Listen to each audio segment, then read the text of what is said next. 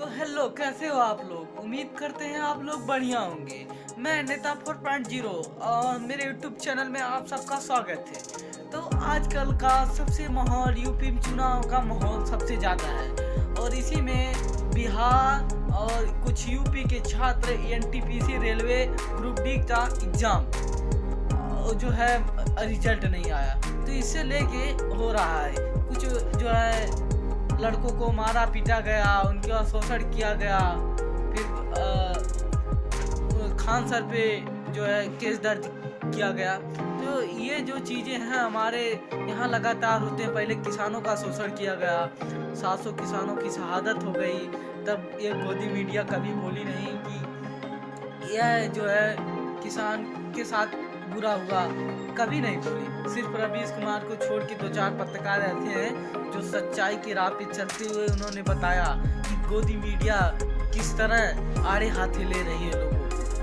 तो गोदी मीडिया अलग बात है, लेकिन यह जैसी प्रज्ञा मिश्रा हुई, रवीश कुमार, 2-3-4 पत्रकार लल्लन टॉप के हैं, अच्छे अच्छे पत्रकार हैं जिन्होंने सच्चाई का दिखाने का कार्य किया और उनका मैं बहुत धन्यवाद करना चाहता हूं। जो सच की बात है वो उन्होंने रखा, ये जो है ठीक है, उन्होंने सच्चाई रखा।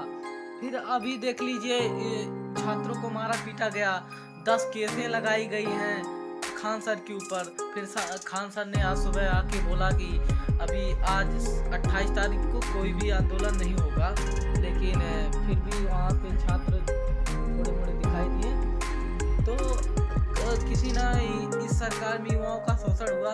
आप 2-3 साल जो है लगा देते हैं एग्ज़ाम वैकेंसी लाने में, 2 साल एग्ज़ाम, अब का रिजल्ट आने ग्रुप डी में 2-3 साल हो गया। आपने 2019 में वैकेंसी 2021 में लॉन्च की थी। आपने कहा था 70 लाख रोजगार देंगे, लेकिन आपने तो 1 लाख से ज़्यादा रोजगार ही नहीं दिया, 1 लाख से कम ही दिया होगा रोजगार। अब मैं पूछना चाहता हूँ, आप तो कह देते मैंने 1 करोड़ रोजगार दिया। आपने 1 करोड़ देखेंगे आप, बैनर लगे रहेगा कि 1 करोड़ रोजगार मिला है। लेकिन मैं पूछना चाहता हूँ सरकार से कि 1 करोड़ रोजगार किन क्षेत्रों में मिला है, उसकी सूची दे दें। यह रवीश कुमार बार बार कहते हैं कि यह सूची, लेकिन दिखता कहीं नहीं है।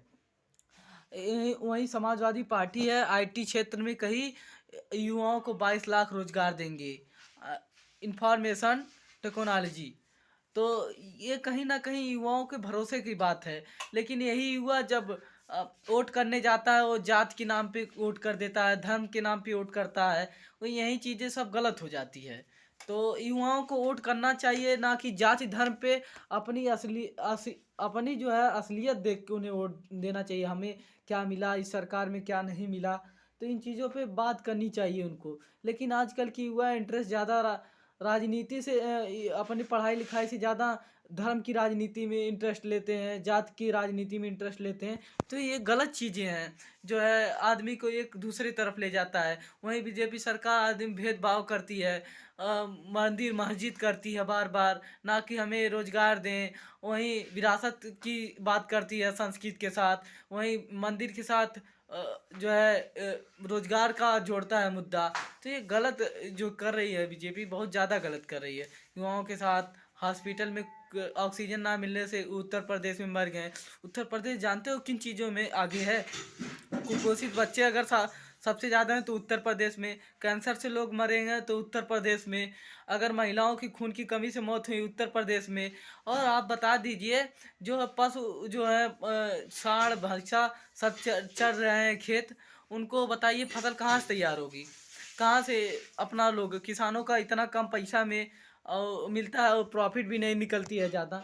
अगर किसान रुक जाएगा तो क्या होगा? सब सांड भैंसा चर जा रहे हैं। तो इन चीज़ों को रोक नहीं लगाई। और एक तो महिला की तो हत्या कर दी सांड ने। तो अखिलेश यादव की सरकार बनी तो मुआवजा दिया जाएगा जिसकी मौत हुई है। और इसमें जो है 300 यूनिट बिजली प्लस मुफ्त सिंचाई और लैपटॉप 10 लाख युवाओं को देने का कार्य करेगी समाजवादी पार्टी सरकार। बहुत सी चीज़ें ऐसी हैं, लेकिन अखिलेश यादव ने अभी घोषणा पत्र अपना लागू नहीं किया है। क्यों? इसलिए उन्होंने कहा कि पहले मैं देखना चाहता हूँ बीजेपी वालों ने क्या घोषणा पत्र किया। पहले तो उन्होंने पहला जो घोषणा पत्र में लागू किए थे वो तो कूड़ेदान में फेंक दिए। इस बार देख रहे हैं क्या वादा करने वाले हैं। तो बहुत इस यूपी के इलेक्शन में बहुत इंटरेस्टेड रहेगा कि क्या होने वाला है क्या नहीं। जो कहते हैं कि यूपी में जो जीत लिया वो लोकसभा में जो है अपनी दावेदारी पेश कर लेता है, तो ये कहीं ना कहीं ये बात है। लेकिन सबसे बुरा हमें तब लगा जब युवाओं का शोषण हुआ, किसानों का शोषण हुआ। जो हमारे देश की अर्थव्यवस्था किसानों को मानी जाती है, 600-700 लोगों के किसान की मौत हो गई। वहीं सुरक्षा उड़ती थी कि प्रधानमंत्री जब 15 मिनट रुक गए तो राष्ट्रपति भी परेशान हो गए। तो अब बताइए, 600 किसान 700 किसान अगर अपने घर नहीं लौट गए, ये सबसे बड़ा मुद्दा था उस टाइम का। और इनको जो है इतनी महंगी महंगी कार है, सुरक्षा है, प्लस महंगे महंगे वस्त्र पहनते हैं, खाना खाते हैं, इतनी मांग। और अभी जल्दी 8,500 करोड़ का उड़न खटोला लिए जो है प्रधानमंत्री, तो उसमें खर्च नहीं, युवाओं को स्कॉलरशिप देने भर का पैसा नहीं है, लेकिन वो तो अपने आप को उड़न खटोला तो लेंगे ही। तो इन्हीं चीज़ें बातों पे युवा ध्यान करें और अपना जो है ये कोट सही जगह और सही लोगों के लिए लगाएं, क्योंकि उनके भविष्य की बात है। भविष्य के साथ जो खिलवाड़ करेगा वो नष्ट हो जाएगा, उसी इस देश की जनता नष्ट कर देगी। और युवाओं पे पूरा भरोसा है, इस बार वह सही चुनेंगे। रवीश कुमार कहते हैं, हम कहते कहते थक गए, लेकिन आजकल की युवाओं में राजनीति में ज़्यादा इंटरेस्ट है, धर्म की राजनीति में, जाति की राजनीति में और रोजगार की राजनीति में एकदम नहीं। हमारा व्यूज़ कम हो जाता है। तो देखिए, ये एक सच्चा पत्रकार बोलता है। आप लोग ऐसा नहीं, अपना एक वोट जो है कीमती वोट सही जगह सही वक्त पे इस्तेमाल करें। और नई हवा नई सपा, बड़ों का हाथ युवाओं के साथ। जय समाज, जय समाजवादी, भारत माता की जय।